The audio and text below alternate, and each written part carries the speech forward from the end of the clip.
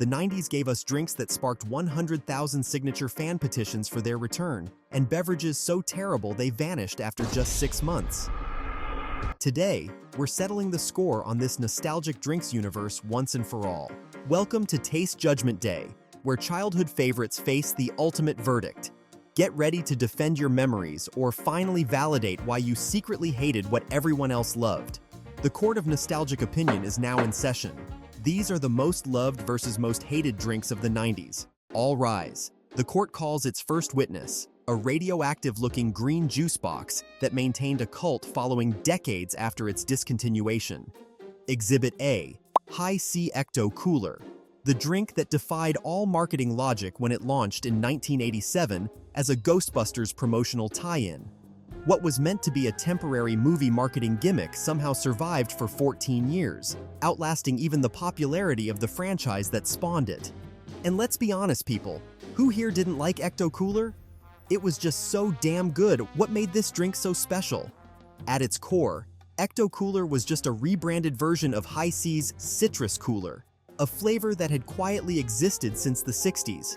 The marketing wizards at Coca-Cola added tangerine flavoring to the mix and transformed it with Slimer's face and that memorable radioactive green coloring.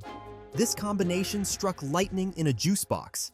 The impact of that color created such a lasting emotional connection with all of us. Honestly, we didn't just taste Ecto Cooler, we experienced it. The vivid green combined with Slimer's mischievous character created an adventure where we weren't just drinking juice, we were consuming a piece of the Ghostbusters universe. Think about it for a second. The devotion to this green, juicy addiction even spawned an underground culture of DIY recipes as we attempt to recapture our childhoods even now. When Coca-Cola briefly revived Ecto Cooler in 2016 to coincide with the Ghostbusters reboot, fans responded with near-religious passion. Limited edition cans disappeared from shelves within days. What's remarkable is that Coca-Cola's official statements about discontinuing the product cited changing consumer preferences and market trends, yet decades later, we are still desperately begging for this specific product. We can confirm that High C Ecto Cooler is on the most loved list. From a beloved green phenomenon to a transparent disaster, Crystal Pepsi represents the opposite end of the 90s beverage spectrum. A drink so misunderstood that it would become a case study in product development failure. Launched in 1992, this see-through cola capitalized on America's brief obsession with clarity as a metaphor for purity and health. After all, if you could see through it, how bad could it be? PepsiCo poured a staggering $40 million into marketing this transparent imposter, featuring Van Halen's Right Now in commercials that promised revolution in a bottle. Despite promising initial sales, Crystal Pepsi became a mirage that evaporated under consumer scrutiny. Customer feedback quickly turned brutal, with people describing it as flat, unrewarding, and too plain compared to traditional colas. And to be honest, I couldn't have said it any better. The thing literally looked like knockoff Sprite. The fundamental problem was cognitive dissonance. Our brains connect certain visual cues with specific flavor experiences. And when we saw a clear liquid but tasted something attempting to be cola, our minds simply rejected it. Even PepsiCo executives eventually admitted defeat, with one calling it a novel idea that failed to connect with consumer expectations. Crystal Pepsi's collapse wasn't entirely self-inflicted. In what might be the most calculated act of corporate sabotage in beverage history, Coca-Cola deployed a kamikaze strategy. They deliberately launched Tab Clear around the same time, creating market confusion and effectively poisoning the entire clear cola category. The transparent experiment crashed so spectacularly that it has since become shorthand for marketing failure. Interestingly, nostalgia eventually gave Crystal Pepsi a brief second lifetime around 2010, with a limited comeback in 2016. Consumer reactions were predictably mixed, some expressing excitement for this artifact of 90s culture, while others discovered their rose-colored memories didn't match the actual drinking experience. Crystal Pepsi just didn't hit the same as the other drinks in the 90s, and for that, it belongs in the most hated list. While nostalgia gave products like Crystal Pepsi brief revivals, some beverages embedded themselves permanently into our childhood memories through brilliantly interactive packaging rather than taste. The court now turns its attention to Squeeze-It, a drink that understood kids care less about what they're consuming and more about how they consume it. Introduced in 1985 by General Mills, Squeeze-It revolutionized children's beverages through its container. These anthropomorphic plastic bottles with character faces transformed a simple drink into an interactive toy. The genius lay in making the packaging part of the play, despite its meager 10% actual fruit juice swimming in high fructose corn syrup. The vibrant colors and character designs created an instant collectible experience, similar to trading cards or action figures. Like playground currency, having the complete character lineup in your lunchbox elevated your social status. Many of us begged our parents for the whole set, knowing that one Squeeze-It wasn't enough to achieve proper playground status. When the initial excitement waned, Squeeze-It introduced color-changing versions with tablets you could drop into the drink, transforming the beverage into a miniature science experiment. This innovation kept children engaged with an experience juice box competitors couldn't match. Looking back at it, we probably shouldn't have taught kids to put pills in drinks, if you know what I mean. The physical interaction with the packaging created lasting memories. Many of us were biting the caps to extract every last drop, or repurposing them as vampire teeth after finishing. As one nostalgic fan humorously noted, "Ah yes, diabetes in a plastic bottle," acknowledging the unhealthy content while expressing fondness for the experience. Squeeze-It's marketing brilliance lay in understanding children's food psychology. Kids view eating and drinking as entertainment first, nourishment second. By making the container a toy, Squeeze-It transformed a mediocre sugary drink into a playground essential. The tactile joy of squeezing those grimacing plastic faces made the nutritional value secondary to both children and their parents. Without a doubt that Squeeze-It deserves to be on the most loved list. From interactive bottles that children squeeze for fun, we now turn to perhaps the most visually stunning beverage disaster of the 90s. In 1997, Clearly Canadian unveiled what can only be described as a portable lava lamp you could drink, which I don't recommend you try, if you were even brave enough to try it. Orbits featured colorful edible gel balls suspended throughout a non-carbonated fruit beverage, creating a mesmerizing visual effect that had people reaching for their wallets before their taste buds could warn them of the impending regret. I mean, what good could ever come from drinking balls from a bottle? The disconnect between expectation and reality couldn't have been worse.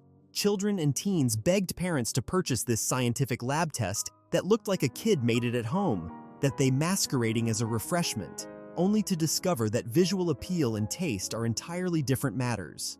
One person even said this, "I wanted one of these so bad as a kid, I begged my dad because they were pricey. He finally got me the red one, and I hated it." This sentiment echoed across convenience stores nationwide as customers discovered what they'd actually purchased. The texture created an immediate visceral rejection. Consumer descriptions highlighted the unsettling experience, drinking phlegm, with little pimple balls floating around in your mouth. Now, if little pimple balls doesn't turn you off by now, then honestly, I can't do anything else to convince you. Was this a beverage or a science experiment gone wrong? Another dissatisfied customer noted, "The blobs weren't that bad, no worse than boba tea, but the liquid was thick, like glycerin, and really nasty." The beverage violated fundamental food psychology by creating a textural experience so at odds with what people expect from a drink. Those mysterious floating balls, the visual centerpiece of the entire product, were nothing more than a blend of food dye, artificial flavoring, and gelatin specially formulated to suspend at different levels throughout the liquid. Like a retro filter before Instagram existed, Orbits created a visually striking aesthetic that made it instantly recognizable on store shelves. But the company had engineered a solution to a problem no one had: how to make a drink that sacrificed basic drinkability for visual appeal decades before social media. For this reason, Orbits will fall under the most hated list. While Orbits was busy prioritizing aesthetics over taste, another 90s beverage took the completely opposite approach with brutal honesty about its true purpose. In 1985, Jolt Cola exploded onto the scene with a marketing strategy that would make today's PR departments faint. A slogan that proudly proclaimed, "all the sugar and twice the caffeine." At a time when other sodas were trying to downplay their less healthy attributes, Jolt embraced its identity as a legal stimulant in a can. The beverage contained double the caffeine compared to regular colas. This wasn't just a refreshment, it was liquid electricity for an emerging demographic that valued function over health. The genius of Jolt was recognizing a market segment that wasn't being directly addressed. Students pulling all-nighters, gamers in marathon sessions, and workers on graveyard shifts who weren't drinking soda for the taste, but for the chemical boost. They sold productivity and endurance in liquid form. Even the packaging reinforced this positioning. The battery-like can design served as a visual promise of the power surge waiting inside, communicating that this wasn't just another soft drink, it was portable energy. This iconic design cemented Jolt's reputation as the essential drink for those needing a mental jolt. Jolt's cultural impact extended beyond sales figures. In Jurassic Park, programmer Dennis Nedry's desk was littered with Jolt cans, while in Hackers, the beverage fueled late-night digital exploits. These appearances reflected how the drink had become the caffeine source of choice for early computer culture. What made Jolt truly revolutionary was its counterculture transparency. While other beverages hid behind images of refreshment and taste, Jolt acknowledged what science now confirms. Many consumers primarily seek the stimulating effects of caffeine, with flavor as a secondary consideration. For this reason, Jolt Cola deserved to be on the most loved list. If Jolt's strategy was brutal honesty, OK Soda represented the bizarre alternative universe, where Coca-Cola decided the best marketing approach was telling consumers their product was utterly mediocre. In 1993, one of the world's largest beverage companies launched a drink that essentially shrugged at its own existence, a bewildering experiment in corporate anti-marketing. The madness began with Coca-Cola's fundamental misreading of Generation X. Their marketing consultant, Tom Pinko, concluded that people who are 19 years old are very accustomed to having been manipulated and knowing that they're manipulated. Instead of working to earn trust, Coca-Cola embraced this cynicism with deliberately uninspiring messaging. The official tagline, "It's okay," stands as possibly the least enthusiastic endorsement in advertising history. The OK Manifesto embodied this approach with nihilistic poetry that seemed designed by a committee, actively discouraging enthusiasm while adopting a laid-back stance against commercialism. The packaging featured neo-noir artwork from underground comic artists Daniel Close and Charles Burns, striking visuals more suited to an indie zine than a mass-market soda, creating an immediate visual disconnect with traditional beverage marketing. Adding to this existential marketing experiment was the 1-800-I-FEEL-OK hotline, where callers encountered random sounds and messages reinforcing the brand's peculiar nihilism. This represented corporate America awkwardly acknowledging consumer skepticism. "We know you hate marketing, so here's marketing that hates itself too."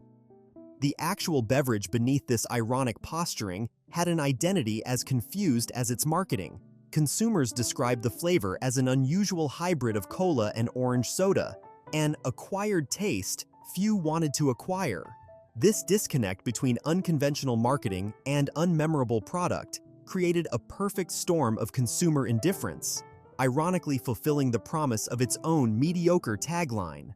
For this reason, OK Soda will fall under the most hated list. Where OK Soda struggled with its identity crisis, our next beverage slithered confidently into the 90s market with exotic promises wrapped in sleek glass packaging. Sobeys lizard-emblazoned bottles weren't just containers, they were talismans of the emerging wellness movement, convincing an entire generation they were making healthier choices while sipping what was essentially liquid candy. Launched in 1995 by a scrappy independent company, Sobeys masterfully positioned itself at the intersection of indulgence and health consciousness. Those distinctive glass bottles, cool to the touch and substantial in the hand, delivered an immediate premium experience before you even took your first sip. The sleek vessels transformed ordinary sugary drinks into mystical elixirs infused with ingredients from distant lands. Names like Lizard Fuel and Nirvana promised transformation beyond refreshment. The clever marketing highlighted exotic additives like ginseng and guarana, creating what nutritionists now recognize as a classic health halo effect. Consumers felt virtuous drinking something with purported energy-boosting properties, conveniently overlooking that many varieties packed as much sugar as the sodas they were avoiding. The wellness illusion shattered when PepsiCo acquired the brand in 2000 and committed beverage sacrilege by switching from glass to plastic bottles. Consumer backlash erupted immediately. "I stopped drinking them when they went from glass to plastic. The green tea flavor changed at that time as well. It's a damn shame.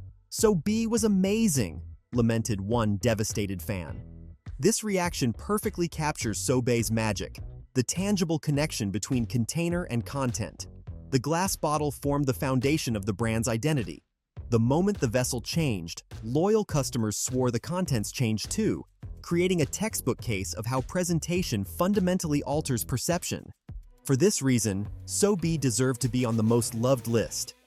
From one glass bottle phenomenon to another, but where SoBe successfully married packaging with identity, Snapple's foray into elemental alchemy left customers scratching their heads. In 1999, Snapple launched perhaps its most ambitious experiment, a line called Snapple Elements that attempted to bottle the cosmic forces of nature themselves. The concept was visually stunning. Each element came in a distinctive colored glass bottle that captured the essence of its namesake. Fire, earth, rain, and sun weren't just abstract concepts, but tangible flavors you could supposedly taste. The marketing pushed a new age wellness narrative, positioning these drinks as something more profound than mere refreshments. The fundamental issue was the disconnect between concept and reality. What does rain taste like exactly? According to Snapple, the answer was dragon fruit, a connection that made about as much sense as umbrellas in the desert. Similarly, fire combined cinnamon and apple, while earth manifested as a berry-flavored concoction that defied intuitive expectations. Consumer confusion spread rapidly. People who purchased these beverages based on their eye-catching bottles found themselves unable to explain what they were drinking. The gap between the ambitious marketing and the actual flavor experience created a situation where customers couldn't articulate what they had just consumed, despite holding a distinctively colored bottle in their hands. Snapple had essentially created fruit juice cocktails with minimal functional ingredients, all wrapped in mystical packaging. The concept resembled selling a sky blue perfume called Clouds that smelled like pineapple. The fundamental disconnect between name and experience left consumers bewildered. While Snapple Elements featured some of the most aesthetically pleasing beverage packaging of the decade, beauty alone couldn't save them. The line stands as a textbook case of style over substance, proof that even the most beautiful bottle can't compensate for a fundamentally confusing product concept. For this reason, Snapple Elements will fall under the most hated list. While Snapple Elements vanished into obscurity, another 90s beverage phenomenon was busy creating something unprecedented in consumer culture, an actual revolution. When Coca-Cola launched Surge in 1996, they intended it merely as a competitor to Mountain Dew, complete with a radioactive-looking green color and marketing that practically screamed "extreme" at teenage boys across America.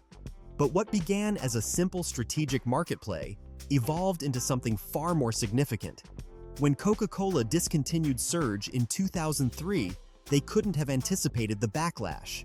Unlike thousands of beverages that die quiet deaths every year, Surge inspired such fanatical devotion that fans organized into the Surge movement, a grassroots campaign that would ultimately force one of the world's most powerful corporations to reverse course. What made Surge different? Its sensory impact branded itself into an entire generation's memory. The beverage delivered a physical jolt so powerful that consumers recalled their experiences years later with startling clarity. "I remember drinking so much Surge at the fair that the lights all became blurry after consuming an entire bottle," one devotee explained. The citrus tang, the carbonated rush, the electric green color, all combined into an experience that imprinted itself onto neural pathways with chemical precision. The Surge movement transformed passive nostalgia into organized activism. Fans pooled resources for demand billboards and orchestrated social media campaigns gathering over 150,000 followers, creating unprecedented consumer pressure for a discontinued soda. In 2014, Coca-Cola surrendered. In an extraordinary acknowledgement of consumer power, they cited the overwhelming demand from fans and the success of the Surge movement as key factors in reviving the brand. This victory represented a fundamental shift in the power dynamic between corporations and consumers, establishing a precedent that would influence beverage marketing for decades and pave the way for the energy drink revolution that followed. For this reason, Surge deserved to be on the most loved list. While Surge fans celebrated their victory over corporate decision-making, not all beverage experiments from the 90s were destined for resurrection. In 1995, the candy company that had delighted generations with its iconic ring-shaped sweets attempted a catastrophic leap into the beverage market. Lifesavers Soda was born, promising to translate the beloved candy experience into liquid form. The product launched with familiar flavors that mirrored their candy counterparts, packaged in colorful bottles featuring the recognizable Lifesavers branding. On paper, it seemed like a logical brand extension. In reality, it became one of the most spectacular product failures of the decade. Consumer reaction was swift and merciless. The overwhelming consensus was that these drinks were almost undrinkable, excessively sweet and artificial tasting, in a way that felt like a betrayal of the candy's appeal. The fundamental error became clear when examining the sensory experience. Lifesavers candy delivers flavor gradually as it dissolves, creating a measured release that develops over time. The soda, by contrast, delivered an immediate, intense flavor explosion that overwhelmed the palate. This misstep revealed a profound misunderstanding of what made the original product successful. The Lifesavers experience isn't just about flavor, it's about the time-release nature of that flavor and the satisfying way it evolves during consumption. When transformed into liquid form, this core appeal was completely lost, resulting in a product that shared only branding with its inspiration, not experience. Coca-Cola executives later admitted their miscalculation, acknowledging they had failed to recognize that consumers expected an authentic translation of the candy experience. The Lifesavers Soda disaster stands as a textbook example of brand extension that prioritized marketing over fundamental product experience. For this reason, Lifesavers Soda will fall under the most hated list. And with that final beverage catastrophe, our 90s drink time capsule comes to a close. The verdict is clear. The drinks that survived and thrived weren't just about taste, they created entire experiences.